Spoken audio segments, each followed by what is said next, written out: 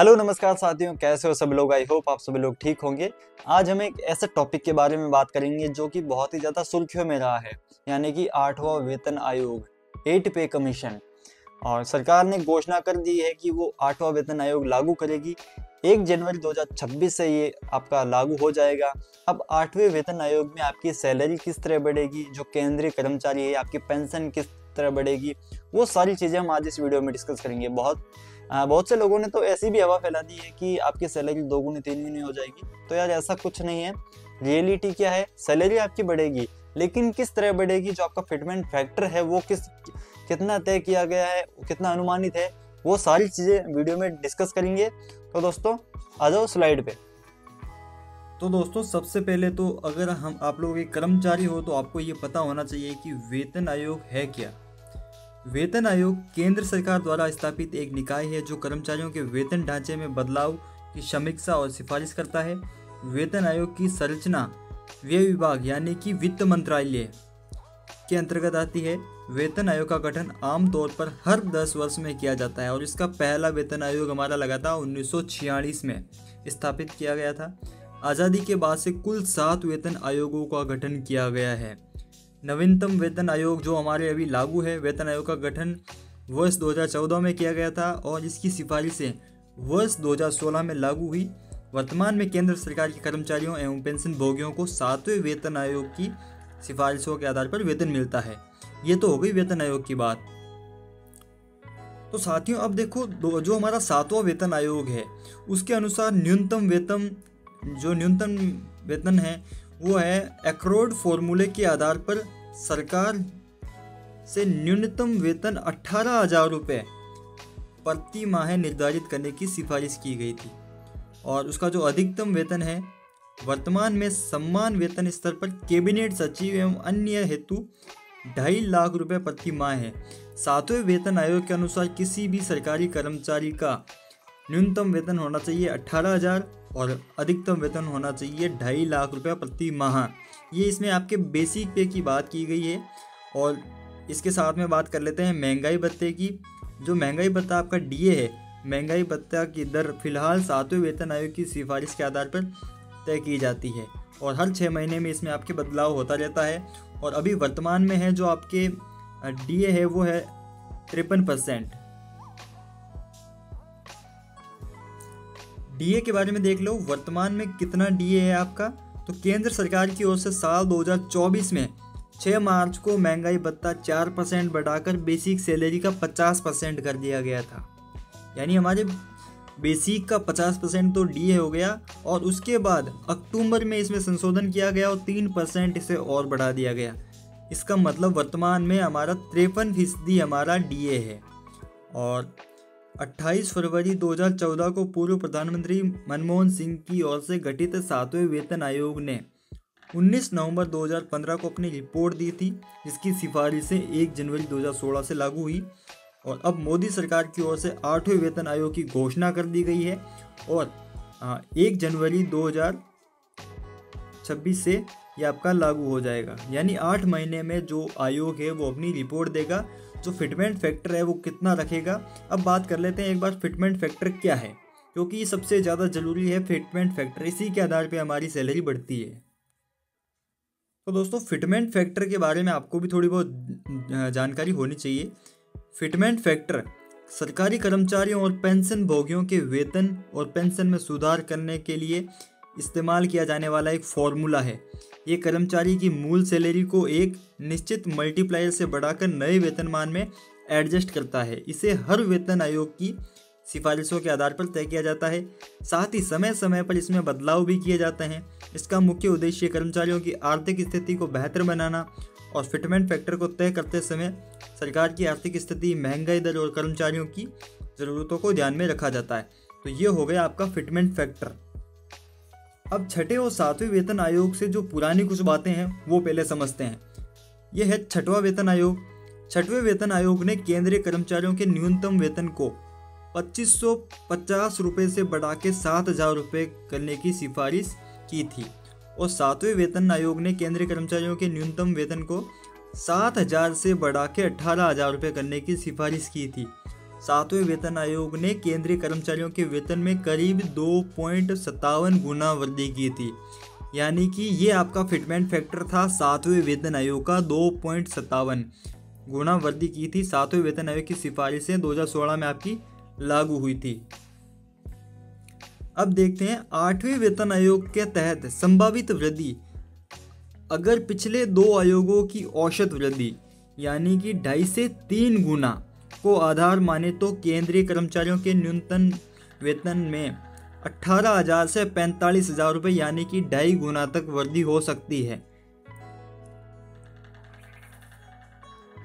अन्य ग्रेड्स में भी फिटमेंट फैक्टर बढ़ाया जा सकता है, जो अभी 2.57 है, इसे बढ़ाकर 3 या उससे अधिक किया जा सकता है। और महंगाई भत्ता डीए, 8वें वेतन आयोग लागू होने के समय डीए को मूल वेतन में जोड़ा जाएगा। अगर डीए 50% या उससे अधिक है तो इससे कुल वेतन में वृद्धि होगी। अब देखो सबसे बड़ी बात, आपका जो फिटमेंट फैक्टर इस बार रहने वाला है वो 2.5 से लगा के 3 गुना तक रहने वाला है। और जो आपका डीए है अभी जो चल रहा है, जब आपका 8वां वेतन लागू हो जाएगा तो डीए को बेसिक में जोड़ा जाएगा। मतलब क्या है कि 18,000 अगर आपकी सैलरी है, उसका मतलब बेसिक है, तो 18 बेसिक को 18 से 45,000 कर दिया जाएगा। और इस टाइम पे आपका डीए होगा 0% से शुरू होगा। फिर 45,000 में आपका ऐड होगा एचआरए, जो आपको ट्रांसपोर्ट अलाउंस मिलता है, राशन मनी, जो भी अलग से भत्ते मिलते हैं वो फिर इसमें ऐड होगा। इसमें आपका डीए है वो 0% से काउंट होगा। 8वें पे कमीशन में सरकारी कर्मचारियों की कितनी सैलरी बढ़ेगी, तो फिटमेंट फैक्टर के साथ ये हम आगे एक बार देखते हैं।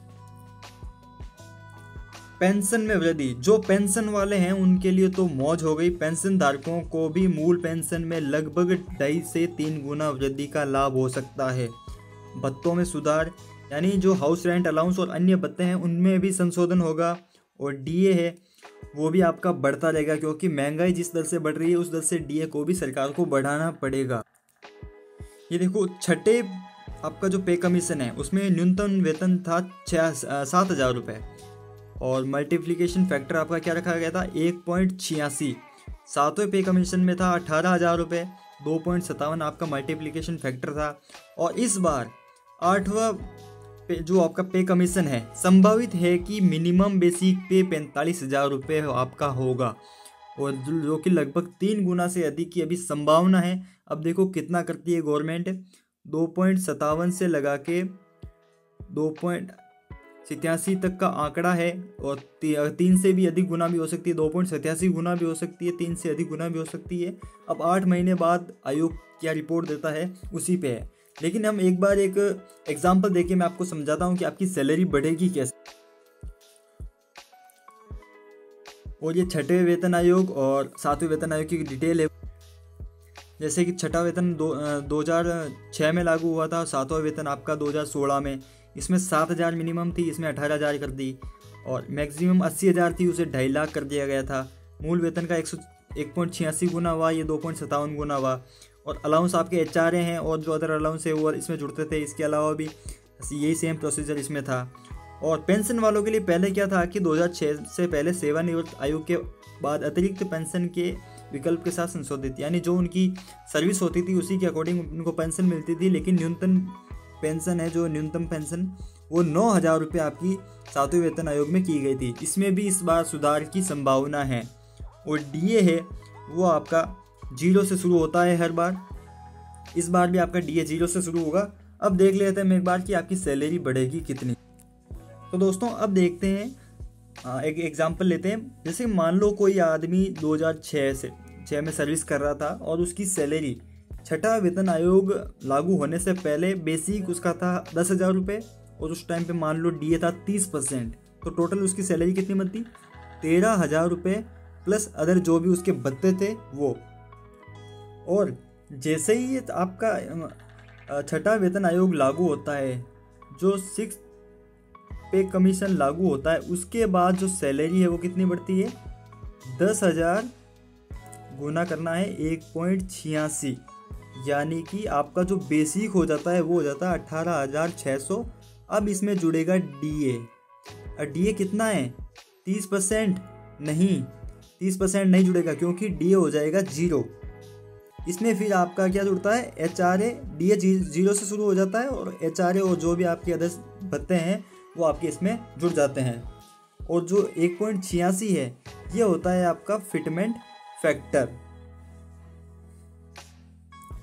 अब बात कर लेते हैं 2016 की। तो 2016 में मान लो किसी आदमी की अगर बेसिक सैलरी 10,000 रुपये है, एक एग्जाम्पल के तौर पे है, और उसका जो DA है वो है 125%।